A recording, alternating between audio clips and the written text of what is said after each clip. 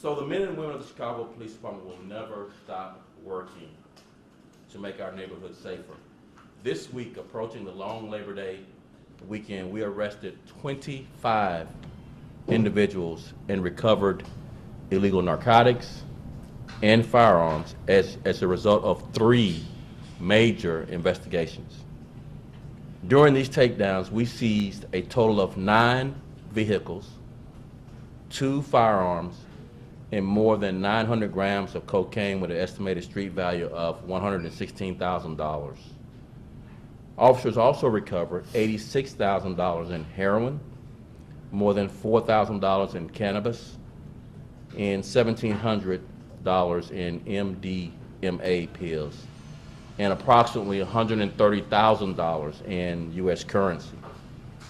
The first investigation, dubbed Shattered Forks, was launched in September of 2021 by our narcotics division. Operation Casa Diablo, initiated in February of this year, began under our gang division. Both of these investigations, investigations focused on taking down members of a notorious gang in the 10th district, which we are in, and the 12th police district, mostly within the boundaries spanning from Damon Avenue to California Avenue and 18th Street to 25th Street. Just Wednesday of this week, we made arrests in our 3rd takedown operation called Double Stack, where we focused our efforts on illegal activity in the 15th district. Some of the arrests from Operation Shattered Forks include 35-year-old Daniel Nieto, that's N-I-E-T-O, 53-year-old Luis Montez, and 31-year-old Jesus Villemes. In addition, 34-year-old Martin Campos, 24-year-old Giovanni Montez, 47-year-old Felipe Luna, and 33-year-old Luis Alamo, 49-year-old Lorenzo Renteria, and Jose Nunez, Siegfried Valdez, all charged with manufacturing or delivering of a controlled substance. In Operation Casa Diablo, some arrests include 46-year-old Juan Rivera, as well as 35-year-old Melinda Mendez, 29-year-old Joshua Chavez, and 42-year-old Rigoberto Saucedo were all taken into custody and charged with manufacturing and delivering of a controlled substance. Operation Double Stack had multiple arrests, each charged with criminal drug conspiracy. Charged with that conspiracy is Demetrius McCarthy, Madarius Ernest, and Frederick McFadden. Additional arrests in this operation include 20-year-old Anthony Sturkey, Lorenzo Jarrett, Keon Sheely, James Marsh, Andra Moore, and Sherman Hawkins, all adults, and they were also charged with manufacturing and delivering of a controlled substance. Hawkins, along with Reginald Johnson, are all being held without bond. The rest were released after receiving IRD bonds.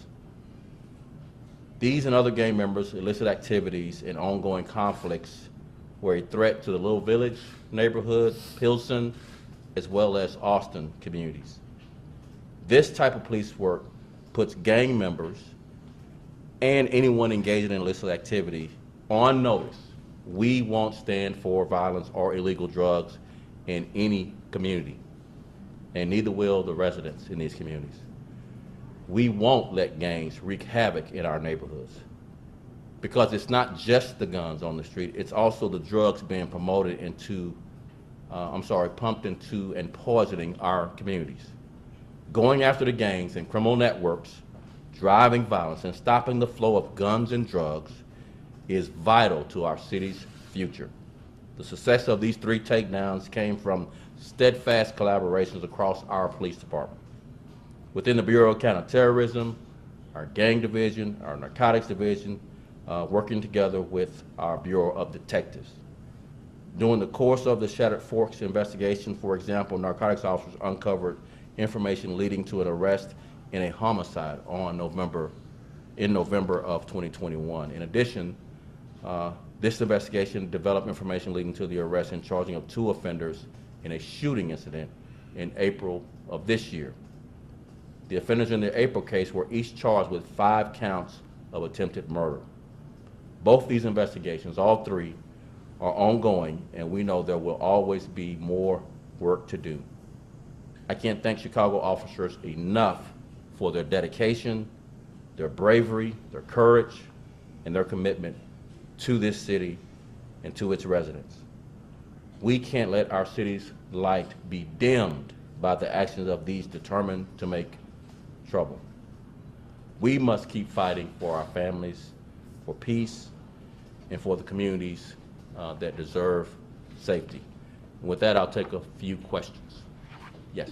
Can you explain how these 3 operations fall under the counterterrorism umbrella? Sure. So counterterrorism is a bureau which houses our intelligence divisions, but it also houses our narcotics, gang, and gun work groups. These 3 takedowns, were they this week or? They were all 3 this week, with some 25 targets that have been brought to justice. Can you speak to the work that those entities over the course of a year in the oldest investigation and how it all culminates to 3 takedowns happening in 1 week? Sure, I'm glad you asked that question because I want to make a broader point on what happens in bond courts. So these are very dangerous investigations. Officers in undercover capacity oftentimes risk their lives going into the most dangerous parts of our city. They make undercover drug buys, they make undercover gun buys. They try and gain the confidence of these very violent people so that they can then later use evidence that they've gleaned from their interactions with these people to charge them in both conspiracy cases and delivering controlled substance cases. And many times, you know, everyone's armed, so who knows when someone may suspect that these undercovers are police and try to hurt them, if not kill them. So these are very, very complex, difficult, but more importantly, dangerous investigations. So we appreciate 3 of the offenders that were charged that got no bond, and they were held without bond. But we really want to make the point to our courts, particularly our judges, that those that received I bonds and D bonds, which means basically they got in and out of jail. It took more time to do the paperwork than it did for them to be in jail. We really want to make the point that that's just not acceptable, that these are dangerous people, and this took our officers doing dangerous work, risking their lives for someone that the judges didn't see as a danger to the community, and we differ with that opinion. So we appreciate the 3 that were held. We really want to make the point that we prefer more people in these dangerous situations where they're charged with conspiracies and they're really terrorizing these communities be held as well. Again, you said only 3 of the 25 were held, and the Yes. rest were given? I bond, D bonds. Very disappointing. And so how are these drugs being sold? I mean, we see this tiny bags, we see obviously the cash for these like open air drug buys. Yes, so if you think about what happens not only in this investigation, but really on the west side, it's an open air drug market, meaning people just sell to you hand to hand on the street. It is really disruptive of the community. Many times they do this in front of young people, young kids, they do it in front of our seniors. I mean, they really make a neighborhood look and feel unsafe. So these types of investigations, taking down these people, brings some sense of peace. Unfortunately, for the short time some of these people were in jail, they likely are back at doing the same things. And all of our work really frustratingly sees not much changing except for the 3 that were held that the judges saw to be as a danger when we think they all were dangerous to the community. And these 3 takedowns were on the west side? Yes, All 3 yes, on the west side? yes. What does it say that so many people are just comfortable dealing drugs, open air, daylight, in front of their community? I think it's clear that what it says is that they have no fear of consequences. That when officers risk their lives to an investigation that take months, this took months. Some of these investigations started last year. and then they're out of jail within hours of their arrest and being charged. So we want more consequences for people who create a danger in the community, whether it's selling drugs, selling guns, putting poison into many people's lives by using these drugs, taking advantage of people who are drug addicted. We want serious consequences. We want more people held when they're conspiring, not just possessing, when they're conspiring to really terrorize our communities. The 25 individuals are members of how many gangs? 3 different gangs. 3 different. And is there a timeliness to it being Labor Day weekend when you guys decided to move in and get these guys? So yeah, this last question, so really you hit on the nail on the head. All of the weekends where we see more and more violence, like Memorial Day weekend, the weekend across Father's Day, Juneteenth, as well as 4th of July, and now Labor Day, we really want to time our takedowns right before those weekends. So this wasn't happenstance that these takedowns occurred the week of Labor Day, because we want to really tamp down on the violence preemptively by taking these violent people off the street. We just need more of them being held in jail when they're a danger to our communities instead of right back out for Labor Day weekend. Thank you all so much. I really appreciate it.